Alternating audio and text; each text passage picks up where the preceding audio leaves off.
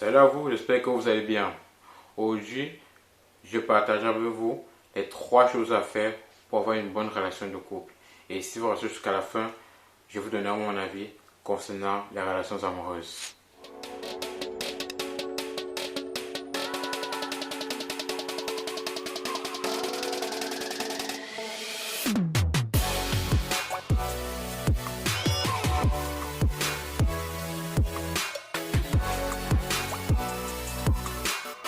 La toute première chose à faire, c'est de choisir un partenaire qui passe le mieux avec votre personne, qui passe le mieux avec vos principes, qui passe le mieux avec vos valeurs. Parce que beaucoup de personnes rêvent du fantasme de l'amour entre Roméo et Juliette. Cela veut dire qu'ils basent le choix de leur partenaire sur les sentiments. Or, cela ne se fait pas ainsi. Alors, vous devez noter les caractéristiques que votre partenaire doit avoir. Vous devez noter vous-même vos principes, vos valeurs. Vous devez noter vos projets, vos buts, vos objectifs. Et ainsi, vous pourrez savoir le genre de partenaire dont vous avez besoin. Et lorsque vous avez un partenaire en face de vous, vous devez essayer de l'évaluer. Vous devez vous rassurer que 80% de ces caractéristiques sont ceux que vous cherchez. Et pendant la relation, vous devez vous baser sur les 80%, profiter de ces 80%, vous focaliser sur ces 80% et les autres 20% qui ne vous arrangent pas trop. Vous devez essayer d'apprendre à vivre avec. Ne sans toutefois y trop mettre la tête. Vous devez accepter ces autres 20% et vous le faites ainsi, je suis sûr, cela se passera très bien. La deuxième des choses à faire pour avoir une bonne vie de couple ou améliorer la qualité de sa vie de couple, c'est de donner sans avoir d'attente. Parce qu'en général, l'attente mène à la déception, puisque l'autre ne pourra jamais satisfaire vos attentes. Dans l'expression tomber amoureux, il y a 2 mots. Tomber et être amoureux. Tomber qui signifie donner quelque chose, qui signifie perdre quelque chose, qui signifie chuter, quitter du haut vers le bas. Alors cela signifie qu'il est impossible d'être amoureux sans tomber. Dans l'expression tomber amoureux, on peut comprendre en fait qu'il n'existe pas de relation amoureuse dans laquelle on ne donne pas. Il faut donner pour que la relation puisse exister. Personne ne peut prétendre être amoureux s'il ne donne pas. Donner ici ne signifie pas uniquement donner de l'argent, c'est donner ce qu'on a, donner ce qu'on peut. C'est faire de son mieux. Il s'agit ici de donner son attention, donner des idées, soutenir la personne à sa façon, à la manière dont on peut.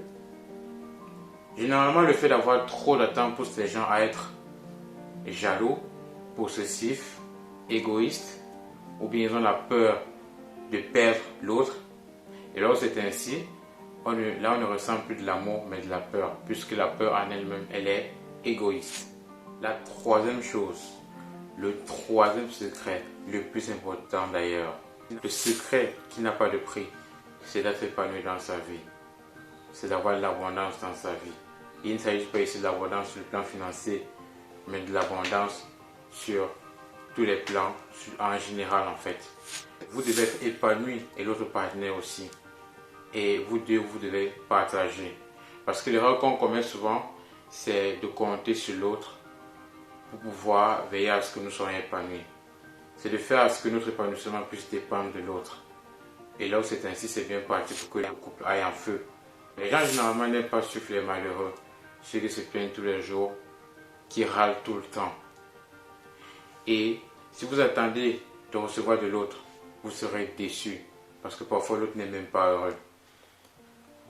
L'une des meilleures façons de pouvoir être épanoui, c'est de faire cette passion, c'est de vivre de cette passion, c'est de faire ce que l'on aime. C'est de passer du temps avec ceux que l'on aime, la famille, les amis. Et lorsque vous faites vos passions, généralement, vous avez le sourire aux lèvres. Et même dans les périodes de crise, vous avez du sourire. Et cela vous permet de ne pas dépendre uniquement des humeurs de votre partenaire. Je pense que dans une relation amoureuse, les 2 partenaires devraient être totalement sereins. Les 2 devraient avoir de la gratitude pour le partenaire qu'ils ont l'un et l'autre. Les 2 devraient avoir de la gratitude pour tout le monde qui passe, pour tout ce qu'ils ont, pour tout ce qu'ils sont.